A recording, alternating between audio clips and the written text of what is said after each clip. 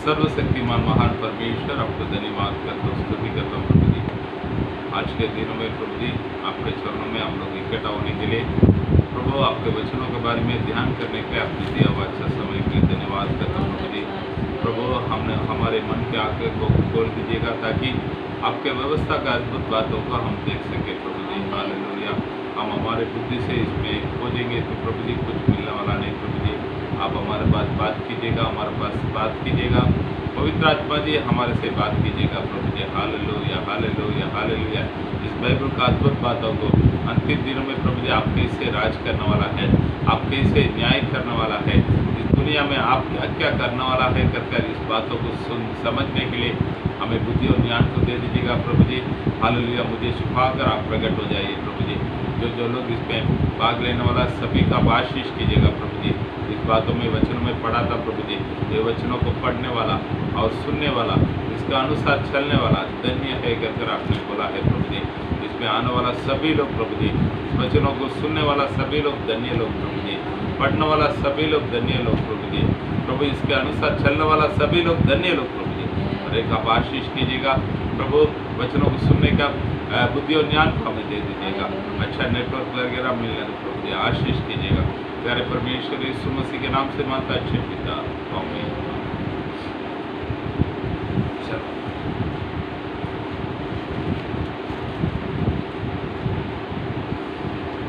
सबको जय मसीह की। प्रभु यीशु मसीह के नाम से इकट्ठा हुआ सभी को प्रभु यीशु मसीह के नाम से मैं आशीष करता हूँ। सब लोग अपना अपना बाइबल को खोलकर मिलकर हम पढ़ेंगे प्रकाशित वाक्यों में दूसरा अध्याय में पहले वचन से लेकर 7वां वचन तक। आप लोग जहाँ पर रहेंगे आप लोग भी अपना अपना बाइबल को खोल दीजिएगा, खोलकर सब लोग मिलकर पढ़ेंगे। इफिसुस की कलीसिया के दूत को यह लिख, जो 7 तारे अपने दाहिने हाथ में लिए हुए है और सोने की 7 दीवटों के बीच में फिरता है, वह यह कहता है कि मैं तेरे काम और तेरे परिश्रम और तेरे धीरज को जानता हूँ, और यह भी कि तू बुरे लोगों को देख नहीं सकता, और जो अपने आप को प्रेरित कहते हैं और है नहीं, उन्हें तूने परख कर झूठा पाया। तू धीरज धरता है और मेरे नाम के लिए दुख उठाते उठाते थका नहीं। पर मुझे तेरे विरुद्ध यह कहना है कि तूने अपने पहला सा प्रेम छोड़ दिया है। इसीलिए स्मरण कर कि तू कहाँ से गिरा है, और मन फिरा और पहले के समान काम कर। यदि तू मन न फिराएगा तो मैं तेरे पास आकर तेरी दीवार को उसके स्थान से हटा दूंगा। पर हाँ, तुझ में यह बात तो है कि तू निकुलायो के कामों से घृणा करता है, जिससे मैं भी घृणा करता हूँ। जिसके कान हो वह सुन ले कि आत्मा कलीसिया से क्या कहता है। जो जय पाए मैं उसे उस जीवन के पेड़ में से जो परमेश्वर के स्वर्गलोक में है फल खाने को दूंगा। ठीक। आत्मा कलीसिया को क्या कहता है, जिसके कान हो वो सुन ले। तो 7 कलीसिया को यहाँ पर यूहन्ना के द्वारा पवित्र आत्मा बात करता है। तो उसके पहले इस 7 पत्रिका में प्रभु कुछ नियमों को पालन कर क्या वो क्या है करके एक छोटा इंट्रोडक्शन को मैं देता हूँ। उसके बाद कलीसिया के अंदर जाएंगे। तो एशिया माइनर इस जगह पर फिजिकली ये 7 कलीसिया थे। उस एशिया माइनर रोम के लोग राज करने के समय उसमें एक राज था ये एशिया माइनर। इस पे से कुछ कलीसिया को प्रेरितों ने पौलुस के द्वारा निर्माण किया गया था। उसके बाद पौलुस के बाद वो मरने के बाद यूहन्ना इस कलीसिया का देखभाल करके आ रहा था। ठीक है। और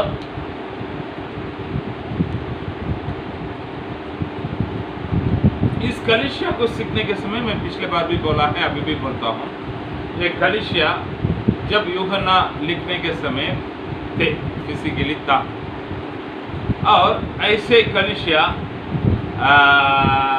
हर समय में आप लोगों को देखने के लिए मिलेगा। अभी भी ऐसे 7 तरीका का कलीसिया मिलेगा, और ये 7 तरीका का कलीसिया का काल चर्च एजेस करके बोलता है, ये भी थे। ठीक है, 3 तरीका से इसको हम एनालिसिस करने वाला है, नहीं तो सुनने वाला। हमारा समय में भी बहुत सारे कलीसिया का हम हमारा आंखों के सामने देखते हैं। इसमें इस 7 तरीका का कलीसिया है, इसमें इस 7 तरीका का कलीसिया है, उसमें उसके बारे में हम पढ़ने वाला है।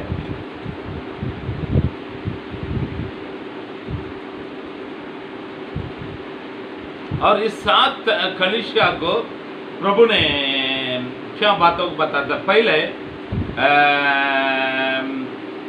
सचमुच फिजिकली एक कलीसिया था, और एक कलीसिया कैसे भी क्यों ना हो उसके बीच में प्रभु थे। वापस मैं बताता हूँ, इस 7 तरीका का कलीसिया सचमुच थे। इस कलीसिया कैसे भी क्यों ना हो, उस 7 कलीसिया के बीच में प्रभु परमेश्वर यीशु मसीह थे। और दूसरा बात, कलीसिया का दूतों के लिए लिखा गया था, कलीसिया का दूतों के लिए लिखा गया था। तो कलीसिया का दूत करके बोले हाथ, तो कौन बोले हाथ? इस कलीसिया को चलाने वाला पास्टर। वो पास्टर किसका हाथ में है? प्रभु का हाथ में। शायद हम बोल सकता है ये आत्मा में है, ये अपना मन से बात करता है, वैसे वो है, ये है कर, लेकिन ये बात सही है, वो कलीसिया का पास्टर प्रभु का हाथों में है। तीसरा, यहाँ पर 7 कलीसिया के बारे में बताया गया है। उस 7 कलीसिया को प्रभु अपने आप को प्रकट करने का तरीका अलग अलग है। 7 प्रकार के इंट्रोडक्शन, 7 प्रकार की इंट्रोडक्शन। ठीक है, एफेसू कलीसिया को देखेगा तो उस कलीसिया का अलग तरीका से इंट्रोडक्शन, सिमरना कलीसिया को देखेगा तो उस कलीसिया का अलग तरीका का इंट्रोडक्शन। ऐसे हर एक कलीसिया में प्रभु अपने आप को प्रकट करने का तरीका कुछ अलग ही है। तो क्यों ऐसा है कर हम उसमें देखेंगे तो उस कलीसिया में क्या जरूरी है, नहीं तो क्या समस्या है, उस समस्या के अनुसार प्रभु अपने आप को इंट्रोडक्शन करता है, नहीं तो अपने आप को पहचान करवाता है।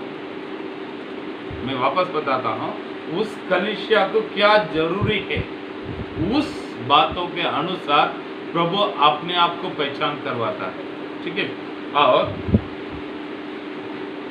और एक बात को प्रभु क्या बताता है, 7 कलीसिया को कांटा में रखकर माप कर देखने वाला प्रभु यीशु मसीह उस 7 कलीसिया को बोलने वाला एक शब्द क्या है, मैं तुझे जानता हूं, मैं तुझे जानता हूं। मतलब प्रभु कुछ कलीसिया को बारे में भलाई के बारे में बताता है, कलीसिया का बुराई के बारे में बताता है, कलीसिया में क्या बदलना चाहिए करके बताता है, क्या अच्छे बात है करके बताता है, बुरी बातों को खोलकर बात करता है। बात करने के समय ये जो भी बातों को भी साथ में बताता है, मैं तुझे जानता हूँ। और 5वां चीज हम देखते हैं, 7 प्रकार की सलाह दिया जाता है, 7 प्रकार की सलाह दिया जाता है, और 7 प्रतिज्ञा दिया गया है, 7 प्रतिज्ञा दिया गया है, और 7 बुलाहट को भी साथ साथ रखता है। तो प्यारे लोग, इस बातों को आप समझ लेने का है। तो पहले से मैं वापस बताता हूँ उस 7 बातों को। ये 7 कलीसिया फिजिकली थे, वो 7 कलीसिया फिजिकली थे, और उस 7 कलीसिया का बीच में प्रभु है। अच्छा कलीसिया भी है, बुरा कलीसिया भी है, बहुत प्रभु के लिए अच्छा सच्चाई से कार्य करने वाला कलीसिया भी है। कुछ कलीसिया को प्रभु बोलता है मरा हुआ कलीसिया जैसे, फिर भी उस कलीसिया के बीच में भी प्रभु है। दूसरा, कलीसिया का दूतों के लिए बताया गया है। वो दूत प्रभु के हाथ में है। वो कौन? उस कलीसिया को चलाने वाला पास्टर। तीसरा है सातों कलीसिया को अलग अलग तरीका से प्रभु अपने आप को पहचान करवाता है, नहीं तो अपने आप के बारे में इंट्रोडक्शन देता है। तो उस पे क्या हम समझ रहे हैं, उस कलीसिया का क्या जरूरी है, उसके अनुसार प्रभु अपने आप को प्रकट करता है। और सातों कलीसिया, चौथा बात को हम देखता है, सातों कलीसिया को प्रभु कांटा में रखकर माप कर बताता है, मैं तुम लोग को जानता हूं, मैं तुम्हें जानता हूं। पांचवा बात, 7 कलीसिया को 7 प्रकार का सलाह को दिया गया है और 7 कलीसिया को 7 प्रकार से प्रतिज्ञा दिया गया है और 7 कलीसिया को 7 प्रकार के बुलाहट को प्रभु ने दिया। ऐसे 7 बात को हर एक कलीसिया के अंदर हम देख सकता है। आज हम पहले देखने के लिए जा रहे हैं एफेसु कलीसिया है। एफेसु में रहने वाला कलीसिया है। एफेसु कलीसिया बोलेगा तो एफेसु करके एक शहर है, उस शहर में रहने वाला कलीसिया है। तो पहले उस शहर के बारे में आप लोग सीख लीजिएगा, उस शहर का, उस नगर का बैकग्राउंड को आप सीख लीजिएगा, उस किस बैकग्राउंड में वो कलीसिया चल रहा है, इस बातों को भी आप लोग सीखना चाहिए। और उस कलीसिया में रहने वाला अच्छा बात क्या है, प्रभु किस बातों को सुधारने के लिए बोलता है, क्यों सुधारने के लिए बोलता है, ये सारे बातों को एक एक करके आज एफेसु कलीसिया के बारे में सीखने वाला है। तो कृपा कर आप लोग अपना नोटबुक को ले लीजिएगा, नोटबुक को ले लीजिएगा, लेकर मेरे साथ बैठिए। मैं ज़्यादा गाय करके जाने वाला नहीं। आप लोग, मेरा इच्छा क्या है, इतना दिन में इतना समय में ख़त्म करने का ये नहीं, मैं जो भी बोलता हूँ मेरे लोगों को समझ में आना चाहिए। आप लोग इस बातों से सीखना चाहिए। प्रभु का आगमन जल्दी है, उस आगमन के लिए आप लोग तैयार होना चाहिए। ये इच्छा के साथ इतने बातों को तैयार कर मैं आप लोग के बीच में आकर खड़ा हूँ। तो प्यारे लोग, पास्टर आकर ऐसे वचन देता है कर मत सोचिए, इसके पीछे बहुत मेहनत किया हुआ है, इसके पीछे बहुत सारे तैयारी किया हुआ है। इस तैयारी के साथ मैं आप लोग के बीच में आकर खड़ा है, क्योंकि आप लोग बहुत समय देखा रहेगा पास्टर कभी लिख के रखकर आकर वचन नहीं देता हूँ, उधर खड़ा रहकर जैसे आता है वैसा देता हूँ। लेकिन ये बाइबल स्टडी के लिए बहुत सारे तैयारी कर आकर मैं आप लोग के बीच में खड़ा होता हूँ। तो प्यारे लोग, इन दिनों में रहने वाला इस बाइबल स्टडी में थोड़े ध्यान से बैठिए, प्रभु आपको आशीष करेगा, आशीष करेगा। सब लोग अपना अपना नोटबुक ले लीजिएगा।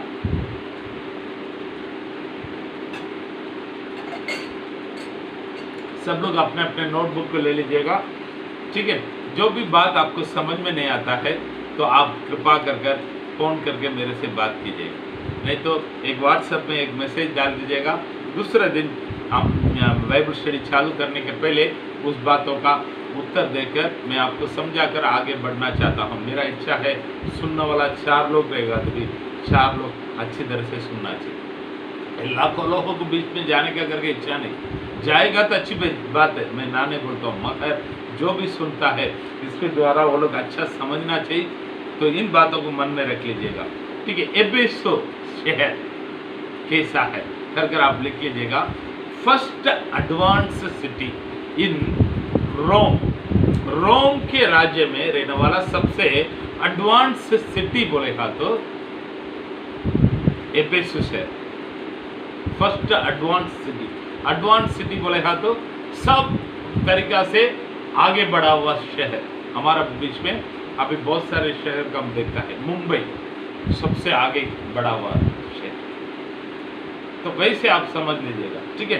तो वहां पर एक बड़ा हार्बर था, हार्बर बोलेगा तो बंदर खाना, हाँ बंदरगांव, ठीक है। हार्बर एक बहुत बड़ा हार्बर था। और एफेसु कलीसिया के, एफेसु शहर के बारे में हम देखते हैं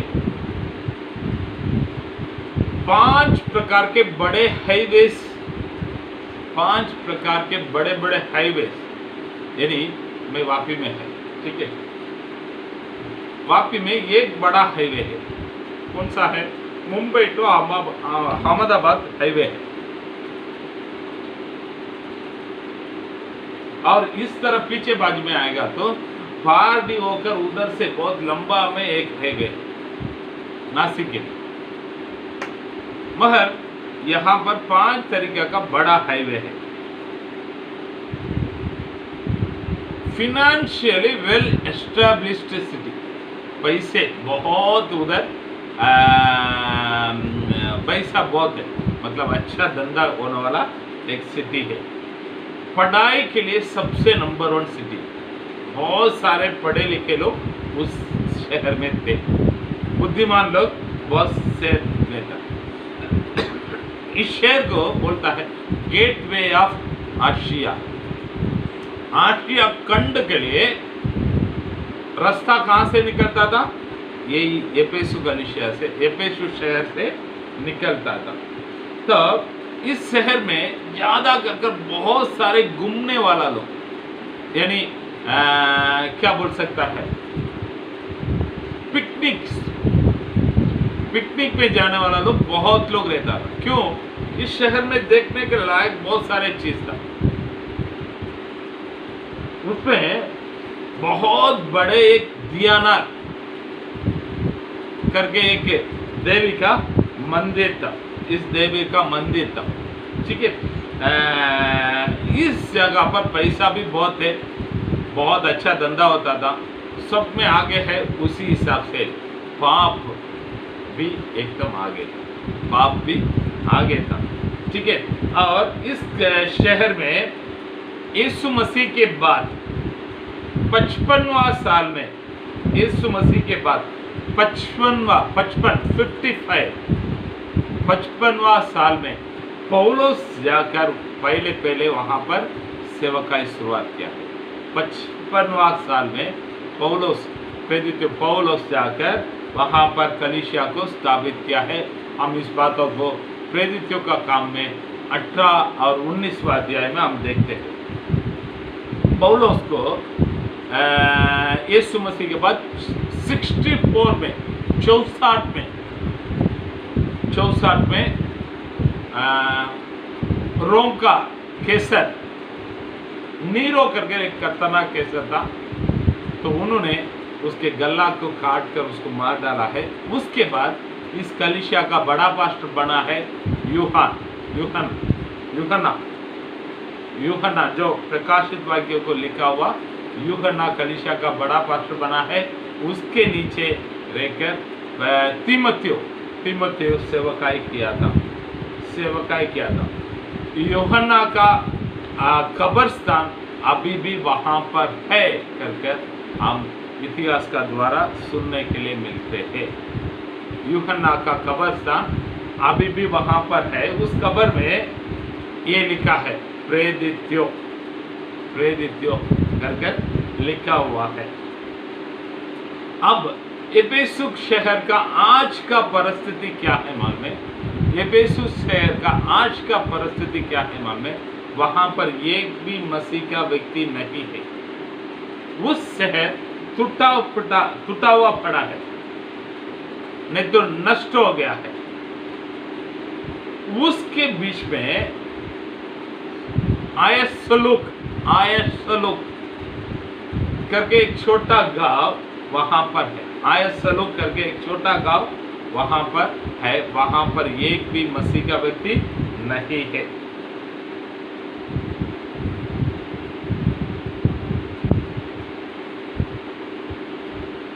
इस कलीसिया का काल कब से कब तक करके बाइबल स्कॉलर्स बताता है। इस कलीसिया का एज कब से कब तक करके देखेंगे तो यीशु मसीह का 70वां साल से लेकर यीशु मसीह के बाद 70वां साल से लेकर यीशु मसीह के बाद 170वां साल तक का समय है। वापस मैं बताता हूँ, यीशु मसीह का 70वां साल से लेकर यीशु मसीह के बाद 170वां साल तक का समय में एफेसु कलीसिया का समय करके बोलते हैं, ठीक है। वहाँ पर एक फेमस मंदिर था, उसके बारे में हम थोड़ा पढ़ेंगे ना। आइए प्रेरितों का काम में 18वां अध्याय में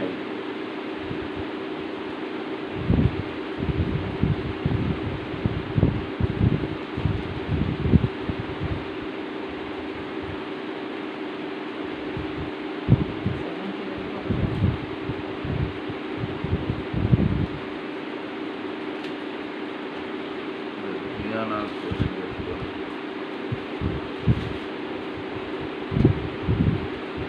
19वां अध्याय में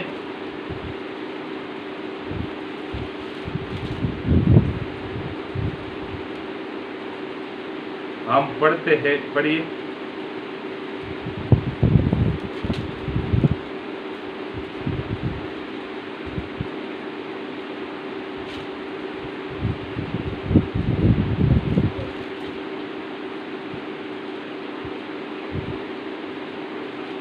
आ, 24 से पढ़िए। क्योंकि देमेत्रियुस नाम का एक सुनार ठीक है, 28 में आए, 28 में आए। वे यह सुनकर क्रोध से भर गए और चिल्ला कर कहने लगे, इफिसियों की अर्तिमिस महान है। अर्तिमियुस महान, दियानाल करके हमारा तमिल भाषा में है, अर्तिमियुस करके हिंदी में है। एफेसियों का अर्तिमियुस महान है। एफेसियों का अर्तिमियुस महान है। आप लोग यहाँ पर पढ़कर देखिएगा तो बहुत सारे बातों का आप लोग पढ़ेंगे। आइए, अर्तिमियुस इस मंदिर के बारे में, नहीं तो इस देवी के बारे में कुछ बातों का हम सीखेंगे। लतीन भाषा में दियानाल करके बोला जाता है। लतीन भाषा में दियानाल करके बोला जाता है। यूनानी भाषा में इस देवी को अर्तिमियुस करके बोला जाता है। वापस मैं बताता हूँ, लतीन भाषा में दियानाल करके बोला जाता है, यूनानी भाषा में अर्तिमियुस करके बोला जाता है। इस देवी हरियाली का, पैसे का देवी, पैसे का देवी। हमारा देश में भी हम कई बातों को पढ़ देख सकते हैं। पढ़ाई के लिए एक देवी का पूजा होता है, पैसा के लिए एक मूर्ति का पूजा होता है। ऐसा हर एक बातों के लिए अलग अलग परमेश्वर हमारे देश में हमारे लोग करते हैं, बराबर ना। तो वैसे वहाँ पर इस अर्तिमियुस देवी किसके लिए? पैसा का, हरियाली का। ठीक है, इस देवी का मंदिर कैसे आया है कर उसके बारे में देखेगा तो लीदिया करके एक देश है, वहाँ पर रहने वाला एक बहुत बड़े पैसे वाला है, हिरोइसन उसका नाम। उन्होंने पहले इस अर्तिमियुस देवी का मंदिर एफेसु में बनाया है। क्रेयोसन करके बोलने वाला, क्रेयोसन करके बोलने वाला पैसा वाला धनवान व्यक्ति पहले इस एफेसु में इस अर्तिमियुस का मंदिर बनाया था। उस मंदिर बहुत फेमस मंदिर था, बहुत बढ़ गया है, बहुत लोग आने लगा है। तब उधर एक पागल व्यक्ति थे, उसका नाम एरोस्ट्रास। उनको क्या कुछ ना कुछ करके इतिहास में मेरा नाम आना चाहिए करके सोचकर उस अर्तिमियुस का मंदिर को आग लगाया। उस आग लगाया तो उस आग के कारण उस मंदिर पूरी तरीका से नष्ट हो गया है। महा अलेक्जेंडर करके हम इतिहास में एक बहुत बड़ा राजा के बारे में, यूनानी देश का राजा के बारे में, ग्रीक का राजा के बारे में हम इतिहास में सुनते हैं। उस राजा जिस दिन ये अर्तिमियुस का मंदिर जलाया गया उस दिन जन्म हुआ था। तो वो राजा बड़ा होने के बाद यहाँ पर ईस्ट एशिया में वो भारत तक आकर लड़ाई करने के लिए आया था। वो जिधर भी गया सब जगह पर जीत गया है। उन्होंने जितना पैसा कमाया ना, उतने पैसे लूटा ना, उतने पैसे सब इस मंदिर के लिए दिया था। मंदिर के लिए देकर उन्होंने बोला है इस मंदिर में मेरा नाम लिखो करके बोला था। लेकिन उन दिनों में रहने वाला लोग एफेसु में अर्तिमियुस मंदिर करके लिखा था, लेकिन इस महा अलेक्जेंडर का नाम लिखा नहीं थे।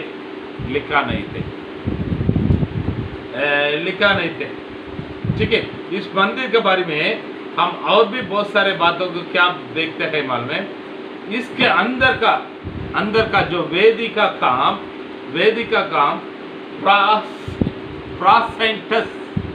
प्रासेंटस करके बोलने वाला एकदम नामचीन एक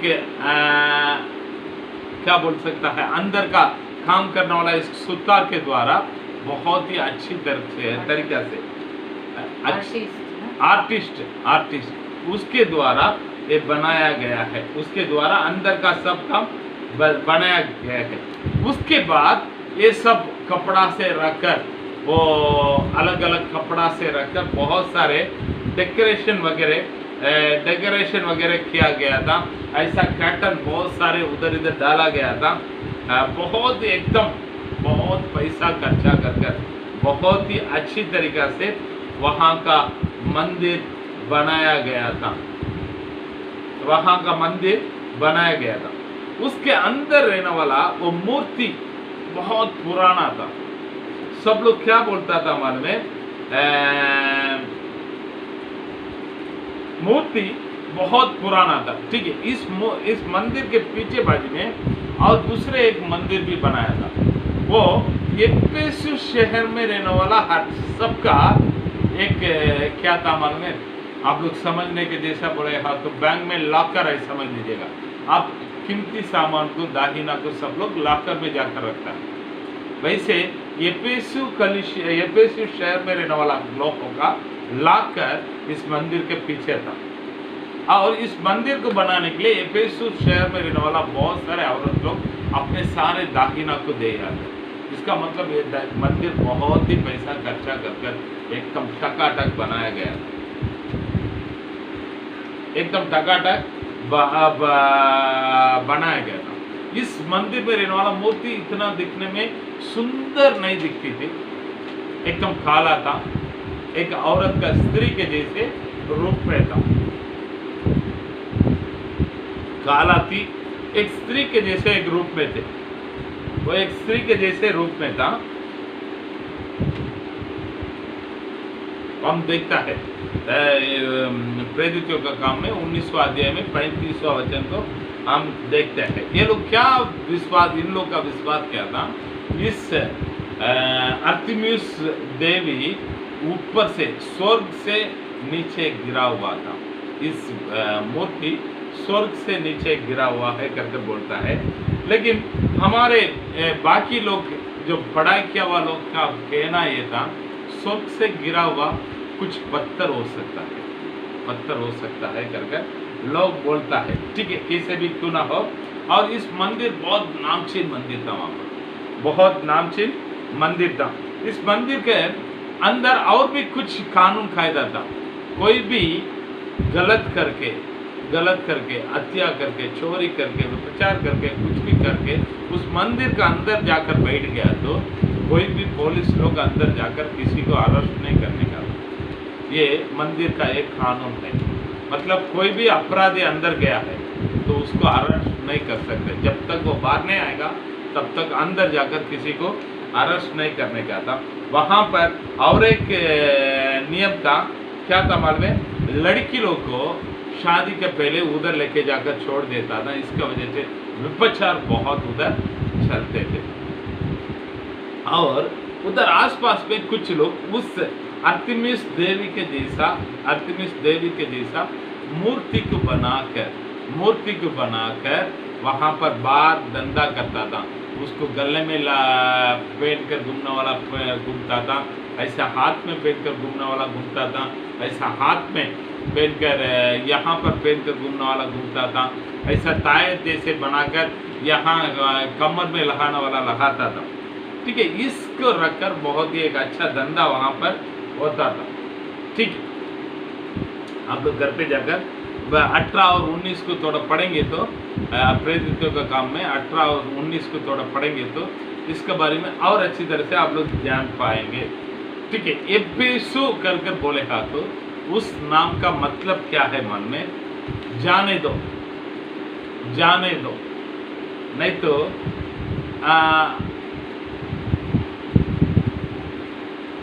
इच्छा करने का लायक है। नहीं तो प्रसन्न है, प्रसन्न है। एफेसु करके ये नाम कलीसिया का ये एफेसु का मतलब जानो दो, नहीं तो इच्छा करने का लायक है, नहीं तो प्रसन्न करने का लायक है। ठीक है, तो हम अभी इसमें बाइबल में क्या बोला गया, इस बैकग्राउंड के साथ बाइबल के अंदर मैं जा रहा हूँ। इस कलीसिया के बारे में प्रभु क्या बोलता है। Hallelujah, hallelujah. शायद आप लोग ऐसे बोरिंग जैसा लगता है क्या, और इसमें और बहुत सारे बातों को आप लोग सीखेंगे। ठीक है, आइए पहले वचन को पढ़िए। इफिसुस की कलीसिया के दूत को यह लिख, जो सातों तारे अपने दाहिने हाथ में लिए हुए हैं, सातों तारे अपने दाहिने हाथों में लिए हुए हैं, और सोने की सातों दीवटों के बीच में फिरता है। सोने का सातों दीवटों के बीच में फिरता है। वो यह कहता है कि, ठीक है, यह कहता है। तो प्रभु अपने आप को कैसे पहचान करवाता है? सातों तारों का हाथ में लेकर सातों दीवट को बीच में फिरने वाला है। तो सातों कलीसिया का दूतों को हाथ में लेकर सातों कलीसिया के बीच में फिरने वाला है। तो प्यारे लोग, प्रभु क्या बोलता है एफेसु कलीसिया का, भाई मैं तुमको जानता नहीं करके मत सोचो, तुम्हारा सेवक मेरे हाथों में है, मैं तुम्हारा कलीसिया का अंदर फिरने वाला है, बैठने वाला नहीं। आप ध्यान में रखिए, कलीसिया में एक कोने में आकर बैठने वाला मैं नहीं, कलीसिया के अंदर फिरने वाला है। बहुत फर्क है बैठने वाला और फिरने वाला का। ठीक है, बोलकर आगे क्या बोलता है? मैं तेरे काम और तेरे परिश्रम और तेरे धीरज को जानता हूँ। मैं तेरे काम और तेरे परिश्रम, परिश्रम बड़े हाथ क्या है? हार्ड वर्क, हार्ड वर्क, परिश्रम बड़े हाथ। काम बहुत मेहनत कर करने वाला काम को परिश्रम करके बोलता है। प्रभु बोलता है मैं तेरा काम, तो जितना बहुत मेहनत करता ना उस बातों को, और तेरा धीरज को, वैसे ही लिखा है ना, धीरज को, और यह भी कि तू बुरे लोगों को देख नहीं सकता। बुरे लोगों को देख नहीं सकता है। प्यारे लोग, यहाँ पर प्रभु क्या बोलता है? तेरा काम बढ़ेगा तो तेरा सेवकाई तो बहुत कठिन परिस्थिति में भी अच्छा सेवकाई करता है। तुम्हारा धीरज बहुत अच्छा है, लेकिन बुरे लोगों को सहन नहीं सकता है। तो प्यारे लोग, प्रभु बताता है हम इस बातों को समझना चाहिए, हम धीरज रहना चाहिए। किसके लिए? प्रभु के लिए, प्रभु के नाम से आने वाला निंदा के लिए, प्रभु के कारण आने वाला क्लेश के लिए हम धीरज रहना चाहिए। लेकिन बुरे लोगों को सहने के लिए प्रभु नहीं बोलता है, बुरे लोगों को सहने के लिए नहीं बोलता है। क्या बुरे लोगों को वो लोग नहीं सहता है? आगे बढ़िए। और जो अपने आप को प्रेरित क्यों बोलते हैं और है नहीं, उन्हें तूने परख कर झूठा पाया। तूने परख कर झूठा पाया। अपने आप को प्रेरित क्यों बोलता है, लेकिन है नहीं, उन्हें तू परख कर झूठा पाया। वापस मैं बताता हूँ, अपने आप को प्रेरित, अपने आप को मैं प्रभु का सेवक हूँ, मैं प्रभु के द्वारा एक पास्टर हूँ कर बहुत लोग खड़ा है। पास्टर करके बोल दिया है, वचन चालू कर दिया, तो उधर जाकर बैठने के लिए प्रभु नहीं बोलता है। फर्क कर देखो, कैसा फर्कने का है, यही है घर में। बहुत लोग प्रभु के लिए सेवकाई करता है, बहुत लोग पैसा के लिए सेवकाई करता है। आप फर्क कर देखो, आपके सेवक पैसा के लिए करते हैं क्या, प्रभु के लिए करते हैं? प्रेरित क्यों बोलता है, लेकिन है नहीं। फर्क कर देखो। प्रभु ने क्या बोला है मालूम है? कैसे फर्क कर देखने के लिए बोला था मालूम है? फल झाड़ अपने फलों के द्वारा पहचाना जाएगा। अच्छे झाड़ अच्छे फल को देगा, बुरे झाड़ बुरे फल को देगा। हमारे गांव में हमारे सेवकाई करने की जगह पर एक बाजू में एक व्यक्ति सेवकाई करता है, पहले वो हमारे बीच में हमारे साथ सेवकाई किया था, कुछ गलती किया तो मैंने बोला तो गुस्सा में कलीसिया से कुछ लोगों को लेकर जाकर सेवकाई करता है, मैं भी सेवक हूँ करके। उसके कलीसिया में एक व्यक्ति आकर मेरे पास आकर बोला है, पास्टर एक त्योहार का समय में मैं सबके लिए गुलाब जामुन बनाकर गया था, बनाकर कलीसिया का लोगों को देने के लिए लेके गया था। वो पास्टर ने मुझे बहुत डांटा है, बहुत डांटा है। तो क्यों डांटा है कर पूछा तो उन्होंने बोला है ये कौन बनाकर लेके आने के लिए बोला है, तो गुलाब जामुन का जरूरत है क्या पैसे का जरूरत है, मुझे पैसा का जरूरत है करके वो गुलाब जामुन का ऐसे हाथ में लिया है। कलीसिया को किसी को दिया नहीं, उधर एक विश्वासी को बुलाया, इसको जाकर बेच कर आ जाओ, बेच कर पैसा लेके आए।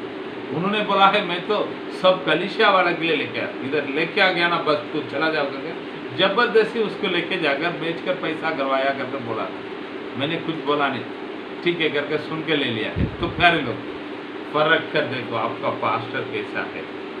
Hallelujah, hallelujah, hallelujah. प्रेरित बोलने वाला सब प्रेरित नहीं, वो सचमुच बाइबल में बोला हुआ प्रेरित है क्या, फर्क कर देखने का हमारा फर्ज है।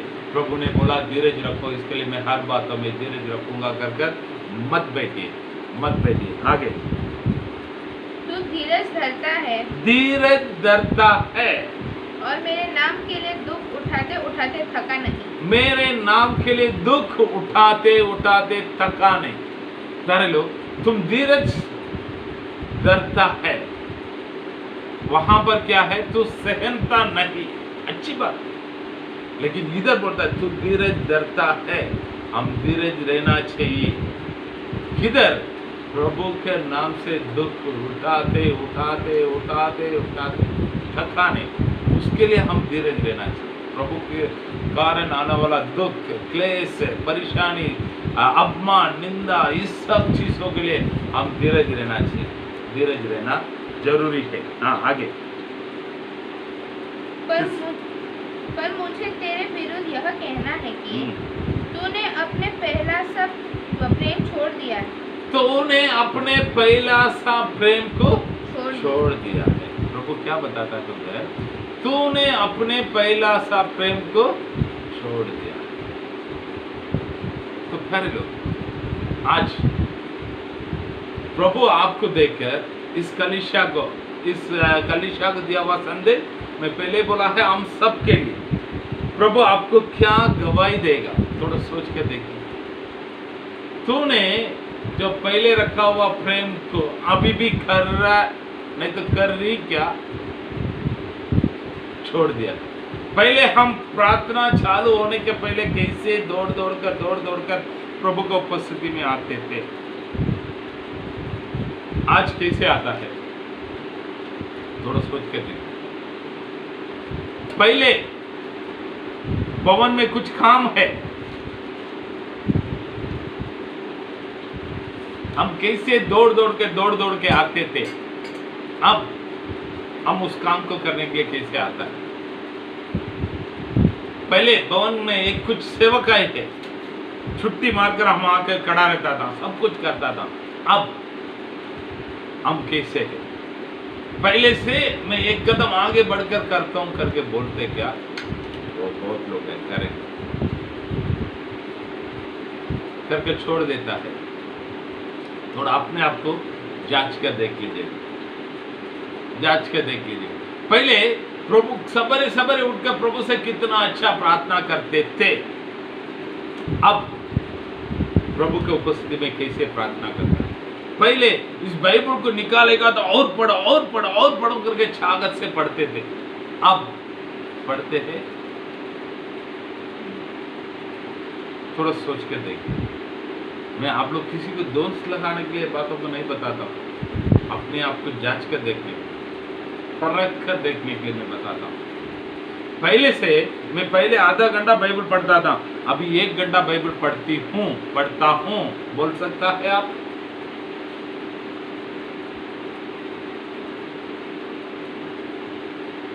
आप कितना समय बाइबल पढ़ता है आपको मालूम। पहले किसी को भी देखेगा तो प्रभु के बारे में बताने के लिए एक चाहत था, अब कोई भी मारने दो ना, मुझे क्या करना। करके बैठते थे। आदि में जो रखा हुआ प्रेम को छोड़ दिया कर बोलकर प्रभु आगे क्या बोलता है, पढ़िए। इसीलिए स्मरण कर कि तू कहाँ से गिरा तू है कहाँ से गिरा है। और मन बस फिरा। पहले स्मरण कर बैठकर कहाँ से गिरा है, उसके बाद मन फिरो, बाद में पहले जैसे काम को कर। प्यारे लोग, एक नया व्यक्ति प्रभु में आने वाला, पहले आने वाला एक व्यक्ति मन फिरने का तरीका अलग है। एक विश्वास में रहने वाला व्यक्ति मन फिरने का तरीका अलग है। मन फिराव को पहले भी वही स्पेलिंग है, अभी भी वही स्पेलिंग है।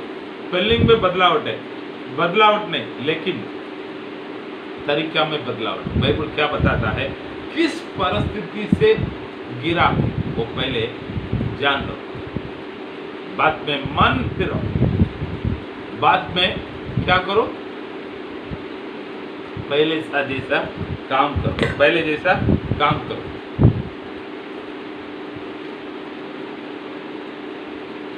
इस बातों को हम थोड़ा ध्यान में रखने का प्रयास। आप पहले जो आदि में परमेश्वर के ऊपर रखा हुआ प्यार अभी भी है, थोड़ा एक सवाल को डाल, अगर गया नहीं, अभी जैसे नहीं, तो प्रभु से प्रार्थना कीजिए, मैं कहां से गिरा हूं, उस बातों को देखिए, कौन सा चीज मुझे गिरा दिया। नहीं तो कलीसिया में कोई देखा हुआ बात, इस बात मुझे गिरा दिया है, क्यों, कारण क्या है, थोड़ा सोच लीजिए, वहां से आप मन फिरकर पहले जैसे काम कीजिए, तो प्रभु आपका आशीष करेगा। इसके लिए आगे बाइबल में पढ़िए 5वें वचन में, यदि तू मन न फिरेगा तो मैं तेरे पास आकर तेरी दीवार को उसके स्थान में से हटा दूंगा। पर हाँ, बस वापस पढ़ो। यदि तू मन न फिरेगा यदि तुम मन ना फिरेगा तो मैं तेरे पास आकर तेरी दीवार को उसके स्थान से हटा दूंगा। उसके स्थान से हटा दूंगा। थोड़ा सोच के देखिए, इसका मतलब क्या है। हम अंधेरे में थे, हमारा अंदर एक आकर दीवार को प्रभु ने लगाया, प्रभु का जीवन का अंदर रहने वाला उजाला को हमारे बीच में लगाया। अब हम उजाला के लोग हो गया। प्रभु क्या बोलता है मालूम, अभी तुम मन नहीं करेगा तो उस दीवार को हटा दूंगा, मतलब उस उजाला को हटा दूंगा, मैं तुमको छोड़ देगा। भाई सीधा साधा बोलता है। यूहन्ना का सुसमाचार में पहले अध्याय में हम पढ़ते हैं, आइए यूहन्ना का सुसमाचार में पहले अध्याय में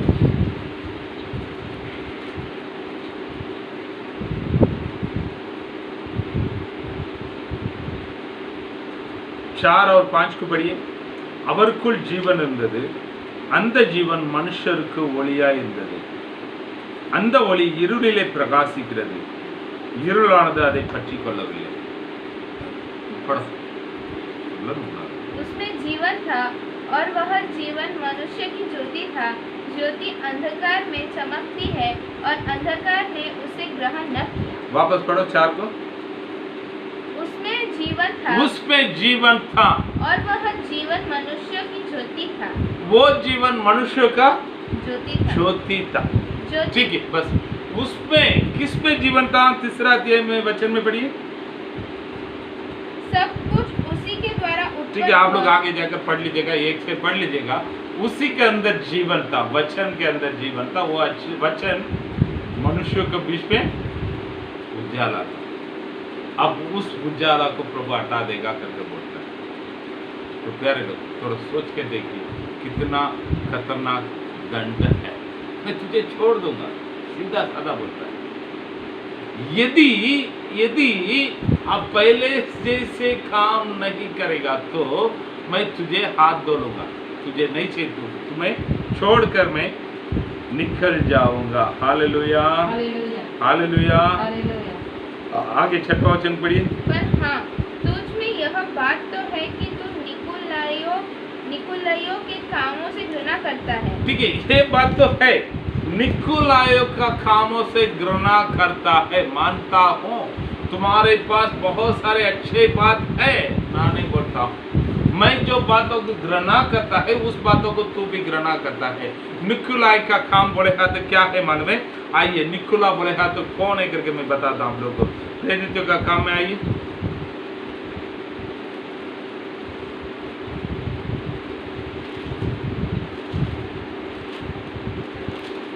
छठवां अध्याय में आइए,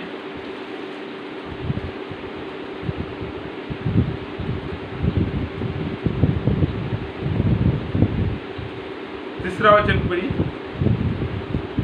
इसीलिए हे भाइयों, अपने में से 7 सुनाम पुरुषों को सुनाम पुरुषों को जो पवित्र आत्मा से और बुद्धि से परिपूर्ण हो चुन लो। ठीक है, सुनाम पुरुष है, पवित्र आत्मा और बुद्धि से परिपूर्ण हो। किसको किसको और चुना है? 5वें वचन में पढ़िए। यह बात सारी मंडली को अच्छी लगी और उन्होंने स्टेफनोस नामक एक पुरुष को जो विश्वास और पवित्र आत्मा से परिपूर्ण था और फिलिपुस और प्रुक्रोस और निकानोर और तीमोन और परमीनास और अंतिकियावासी और निकोलाउस को जो अंतिकियावासी निकोलाउस। ये निकोलाउस वो कौन है? पवित्र आत्मा से परिपूर्ण, बुद्धि से परिपूर्ण है, प्रभु का सेवकाई करने के लिए चुना हुआ व्यक्ति। तो यहाँ पर प्रभु क्या बताता है? 6वां वचन को वापस पढ़िए। पर हाँ, तुम में यह बात तो है कि तुम निकुलाइयों के कामों से घृणा करते हो, जिनसे मैं भी घृणा करता हूँ। तो इस निकोलास का काम क्या बोले हाथ क्या है करके थोड़ा पीछे जाकर देखिएगा तो क्या हम इतिहास से सुनते हैं मालूम है? निकोलास का मतलब क्या है मालूम है? निकोस का मतलब विजय पाना और दूसरे को अपने हाथों के नीचे रखना, अपने गुलाम के रूप में रखना। लावस का मतलब लोभ। तो निकोलास का मतलब ये है, लोहों को अपने हाथों के नीचे रखना है, अपने हाथों के नीचे रखना है, नहीं तो दूसरे लोहों को ऊपर विजय पाने वाला लोग, दूसरे लोगों को ऊपर विजय पाने वाला लोग है। ये एक धर्म करके बोला गया तो भी ये एक पार्टी है, मतलब एक लोगों का झुंड है। इनके मकसद क्या है मालूम है? कलीसिया के अंदर राज करना, कलीसिया में रहने वाला हर एक बात उन लोगों के द्वारा चलना है। तो और क्या है? हमेशा ऊपर के जो जगह मुझे ही चाहिए, ऊपर का जो जगह मुझे ही चाहिए, ऊपर का जो जगह मुझे ही चाहिए।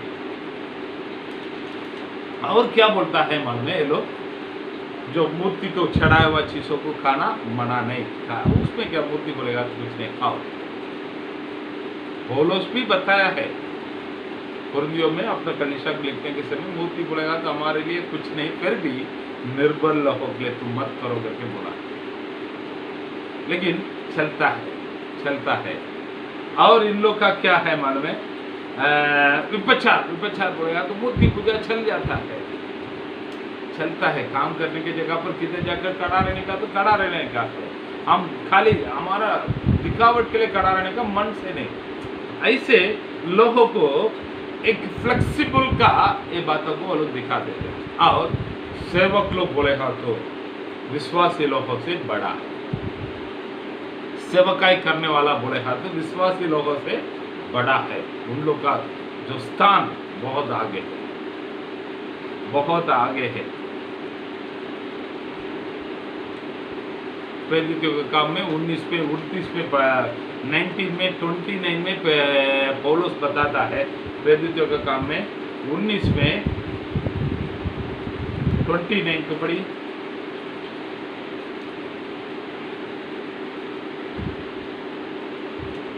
और सारे नगर में बड़ा कोलाहल मच गया और लोग ने मिल मकीदुनियावासी गयुस और अरिस्तिर्खुस को, जो पौलुस के संग यात्री थे, पकड़ लिया और एक साथ प्रेरितों का किताब में 19 में 28 से पढ़ो। वे यह सुनकर क्रोध से भर गए और चिल्ला कर कहने लगे, इफिसुस की अर्तिमियुस महान है। और सारे नगर में बड़ा एक मिनट।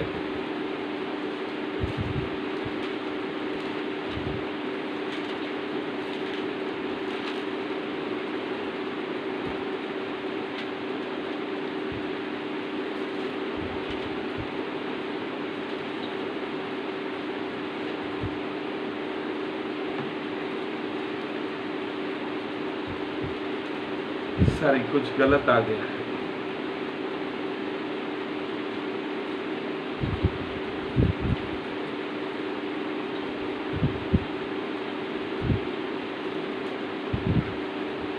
मंदे तप्पे भी डाले ओन आइकन लगी। एक मिनट है।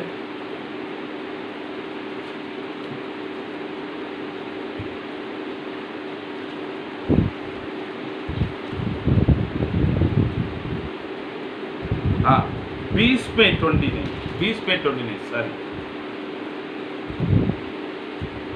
मैं जानता हूँ कि मेरे जाने के बाद फाड़ने वाले भेड़िए तुम में आएंगे, जो झुंड को ना छोड़ेंगे। पौलुस पहले ही बता कर रखा था, इससे लोग आएगा। मैं जाने के बाद कलीसिया में बैठ कर राज करने के लिए, कलीसिया को रखकर कमाने के लिए, अपने दिनों को चलाने के लिए बहुत लोग आएगा कर बोला है। वही लोग निकलो, मेरे बाद मेरे बच्चे आना चाहिए, वो एक उन लोग का ये है। ठीक है, तो ये उन लोगों को तू भी ग्रहणा करता है, ये सब अच्छी बात है कर बोलकर 7वां वचन में बताता है प्रभु, जिसके कान हो वह सुन ले कि आत्मा कलीसिया से क्या कहता है। जो जय पाए जो आदि में रखा हुआ प्यार को वापस रखेगा, आदि में रखा हुआ प्यार को अभी भी रखेगा, वो मैं उसे उस जीवन के पेड़ में से, उस जीवन के पेड़ में से, जो परमेश्वर के स्वर्गलोक में है, फल खाने को दूंगा। प्रभु बोलता है, पहले मनुष्य आदम उस जीवन का फल को खाने के चाहत क्या था, उसको मना किया गया है। अब प्रभु बोलता है, जो जय पाएगा उसको मैं खाने के लिए कर लो। वो क्या बताता मनुष्य, अनंत काल का जीवन, स्वर्ग राज्य का जीवन, स्वर्ग का जीवन प्रभु देगा। तो इस कलीसिया के लिए हम एक नाम देगा, तो इस कलीसिया के लिए हम एक नाम देगा, तो क्या नाम दे सकता है? मन में भटक गया हुआ कलीसिया, नहीं तो आदि शुरुआत में जो रखा हुआ प्रेम को छोड़ा हुआ कलीसिया। तो प्यारे लोग, आज प्रभु आपके पास आकर बोलेगा तो आप किधर जाएंगे?